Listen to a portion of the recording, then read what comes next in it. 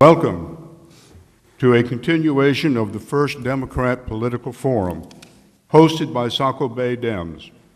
This afternoon, we are in the council chambers of Saco City Hall, and with us today are the candidates for State Senate District 5, Don Pilon and LindaValentino. My name is Roy Quinn. I'm the moderator. The format is relaxed, and the purpose is to give voters an opportunity to see and hear our candidates, at least those that haven't seen or heard them as of yet. The format for this forum will be opening remarks, during which time the candidates will introduce themselves, talk about themselves a little bit, their achievement, their goals, and what they will do if elected. I will ask and direct a question to each of the candidates. They will have 3 minutes to respond. Please watch my finger. Okay? Now, I will try to give you a lifted finger at 2.5 minutes. Okay? Terminate your remarks appropriately. At the end of the forum, we will take questions from the audience and have closing remarks. Members of the audience, please keep your questions short and to the point. Please keep closing remarks to 3 minutes. Are there any questions? Okay, first question is for Linda. And thank you. Thank you. We have opening statements. And Linda, would you like to start, please? Thank you very much, Roy. I'd also like to thank Saco Bay Committee for putting this together. It's wonderful to have an opportunity to speak to all of the citizens of Saco, and I certainly appreciate all of the people that have come down to Saco City Hall on this beautiful Saturday afternoon. And with that, what I'm hoping that will come out of this debate through the questions that are going to be asked is an opportunity to show you what I have done in Augusta, what I plan on doing if being re-elected, and some of the differences between myself and my opponent on some of the issues. Hopefully, we will be talking about jobs, the economy, education, and government reform, three which I feel are the top issues facing the state of Maine today. A little bit about myself. I'm married to Curtis Scammon. I live on the Boom Road. I have 2 stepchildren, 3 grandchildren, and 1 daughter, Katie. I'm a graduate of Thornton Academy. So is my husband and all of my family. We support Thornton Academy and we support the public schools. All of our children have gone through the public schools. And my stepdaughter, Libby Collins, is actually a teacher at Young School right here in Saco. So I feel very strongly on the education system, and all of my family has gone through the Saco public schools. One of the things in Augusta, I've had the opportunity to serve on multiple committees.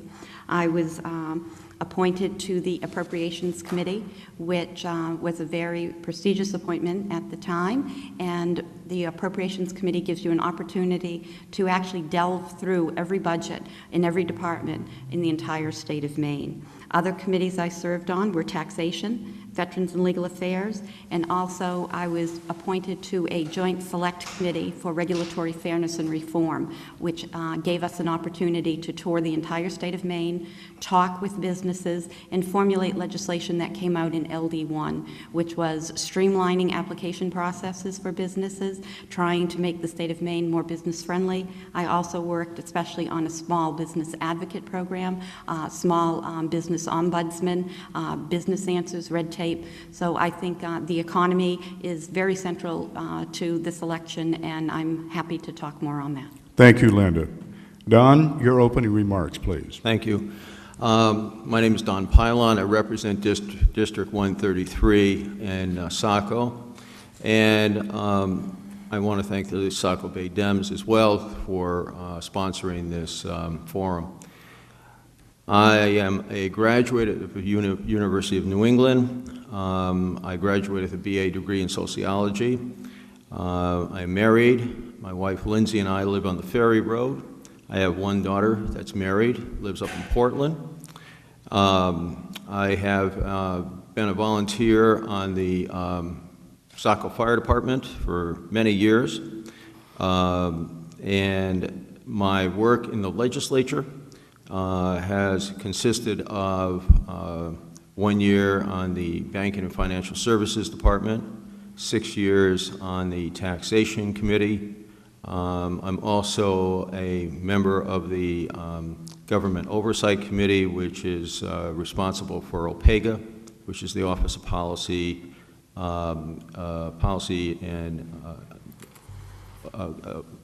Economic Government Oversight Committee.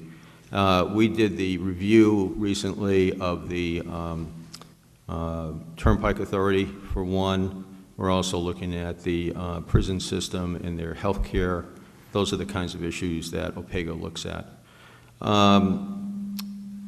The issues facing the state, obviously the economy, but most important, what about the economy in southern Maine? What needs to be done to stimulate jobs in southern Maine? Working on the Taxation Committee, I was a member of a subcommittee, and currently am a member of a subcommittee that brought in economists and members of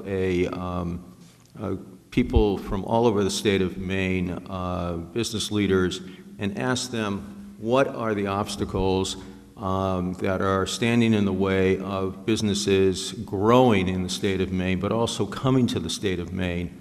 And it was very informative information. Charlie Lawton came before us, Charlie Cogan, and we learned an awful lot from them as to what the issues are facing the state of Maine, growing our economy, and I can speak more about that later. Thank you. Thank you, Don. Linda, please tell us how your educational and work experience has prepared you to serve in the state Senate for District 5. Thank you, Roy. My educational background is that I'm a graduate of the University of Southern Maine. I have a Bachelor of Arts degree in political science. So I did study government in college, but I will tell you what you see in the books and what you see in the halls are quite different. I basically know the process and everything else and have studied that. I also have a certificate, I'm paralegal from Andover College I went to, and of course I graduated from Thornton Academy. My real life experience, I worked in my father's law office. I did paralegal work.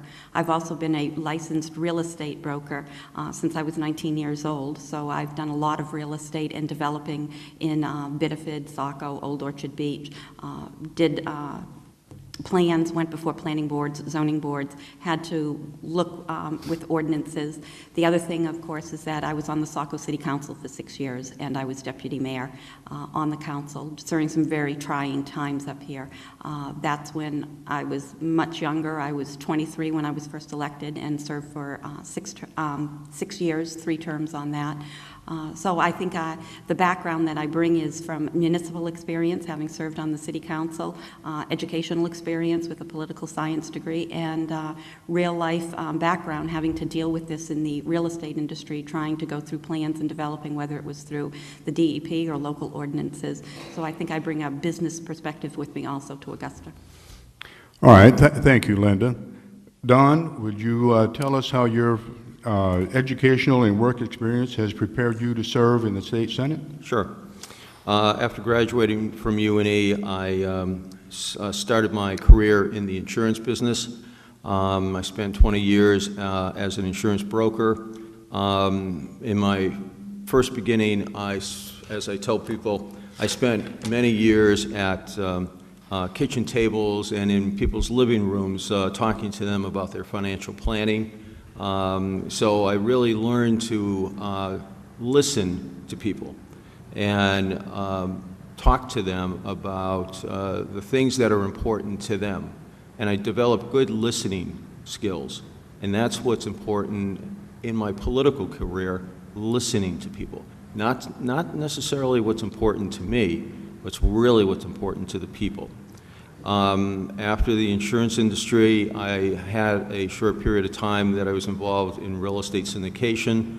I traveled throughout the country as a broker-dealer, raising money for limited partnerships, developing commercial properties, whether they be shopping centers or apartment complexes, and that was a great experience, traveling all over the country.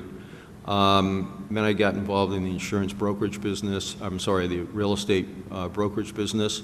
I'm currently an employee of the Maine Real Estate Network here in Saco. While I was working here in Saco on the fire department, I got involved with the Emergency Management Agency in York County. I became an emergency management director. I learned an enormous amount of information about how to be a planner for disasters, not just natural, but physical disasters like hurricanes, the ice storm. I did the ice storm mitigation project after the ice storm occurred. I set up shelters throughout the town. I worked with the Red Cross. Okay. All right. Thank you, Don. Linda, this is going to be a very open-ended question. What do you believe is the proper role for state government? I feel the proper role for a state government is to provide a safety net, really, for the citizens. I think that that's where government is best, when it's trying to help people. I don't think government really needs to be involved in everything with businesses. I think that government has a responsibility to help people that maybe can't help themselves because of disabilities or accidents or illness or anything else such as that. So I think number one, the role of government is to provide some type of a safety net for those people. We certainly don't want to roll back to the days where we have large institutions to put them in. I think that what the government has done now, trying to keep seniors in their homes, trying to keep people who have disabilities at home, there's a lot of good things that the government has done as far as seniors, disabled, children, everything. I think there has to be a line, though, as far as government over-involved in a lot of our personal lives or business lives. I think that if anything in life, I've always felt that balance is necessary, and government is the same way as our personal lives. We need to maintain a balance. You can't go too far in any one direction because that's when you start going into fringe movements and different types of ideas. This is what I've always brought to Augusta with me. I'm very much a moderate. I look at the issues and I vote basically on the issue, what the financial note is, what the cost is for it. Okay, thank you, Linda. Don, same question for you. As an emergency management director, my experience with the federal government has been with grants. When the Camp Ellis was washed away in the Patriots' Day storm, for example, we had an enormous amount of erosion problem. Houses were washed away. The federal government came in and offered grants to homeowners to either rebuild and or to the city. They offered mitigation grants that would help them put some of the shoreline back together, patchwork it back together. I'm working with the Army Corps of Engineers right now on the jetty mitigation program, where they're putting a proposed spur in to 750-foot spur in to mitigate future damage when storms roll in and create this erosion problem at Camp Ellis. And there's a beach renourishment program that's going to be ongoing beyond that. That's the role of federal government, to provide this funding that municipalities are not able to come up with and provide this long-term funding and programming, if you will. Okay, thank you, Don. Don,